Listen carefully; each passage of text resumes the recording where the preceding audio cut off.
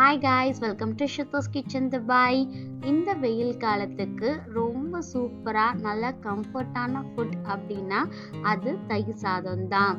இந்த தயிர் சாதத்தையே டிஃப்ரெண்ட் டேஸ்டில் நல்லா க்ரீமியாக ரிச் ஃப்ளேவர்ஸோட எப்படி சூப்பராக 5 ஸ்டார் ஹோட்டலில் சாப்பிட்ற மாதிரியே வீட்டில் எப்படி செய்கிறது அப்படின்றத நம்ம குயிக்காக பார்க்கலாம். ஒரு கடாயில் 2 டேபிள் ஸ்பூன் அளவு ஆயில் ஆட் பண்ணிக்கலாம். எண்ணெய் லைட்டாக காஞ்சதுக்கு அப்புறம் 1/4 டீஸ்பூன் அளவு கடுகு, 1/4 டீஸ்பூன் அளவு உளுந்தம் பருப்பு, 1/4 டீஸ்பூன் அளவு ஜீரகம், ஒரு கொத்தளவு ஃப்ரெஷ்ஷாக கட் பண்ண கருவேப்பிலை இலை, இது எல்லாத்தையும் ஆட் பண்ணிக்கோங்க. தாளிப்பு நல்லா ரெடி ஆனதுக்கு அப்புறம் இதில் நம்ம காரத்துக்கு ஏற்ப பச்சை மிளகாயை கொஞ்சம் பெருசாக கட் பண்ணி போட்டுக்கோங்க. இது கூடவே நம்ம 1/4 டீஸ்பூன் அளவு சால்ட்டையும் ஆட் பண்ணிட்டு நல்லா ஒரு கரண்டி வச்சு மிக்ஸ் பண்ணி விட்டுக்கலாம். இது ஓரளவு நல்லா மிக்ஸ் ஆனதுக்கு அப்புறம் சூடாக நான் ரைஸ் ரெடி பண்ணி வச்சிருக்கேன்.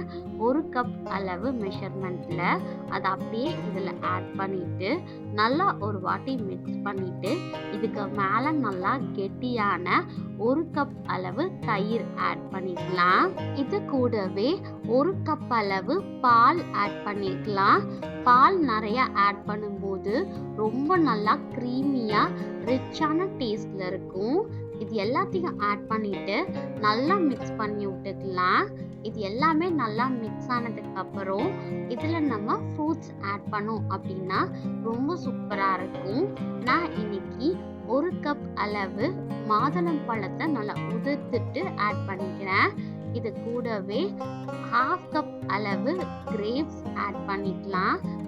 நம்மளோட தயிர் சாதம் 5 ஸ்டார் ஹோட்டல் எஃபெக்ட்டுக்கு வரதுக்காக நம்ம ஆட் பண்ணுற ஒரே இன்கிரீடியன்ட் க்ரீம் தான்.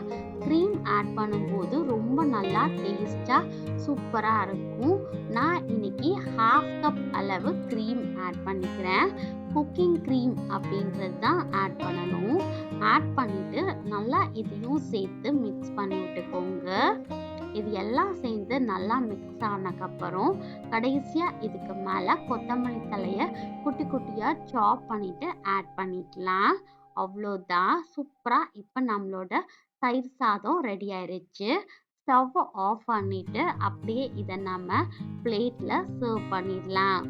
இந்த மாதிரி நீங்களும் உங்கள் வீட்டில் தயிர் சாதத்தை ட்ரை பண்ணி பார்த்துட்டு எப்படி இருந்துச்சு அப்படின்ற உங்களுடைய ஃபீட்பேக் அண்ட் கமெண்ட்ஸை மறக்காமல் கீழே இருக்கிற கமெண்ட் செக்ஷனில் என் கூட ஷேர் பண்ணிக்கோங்க.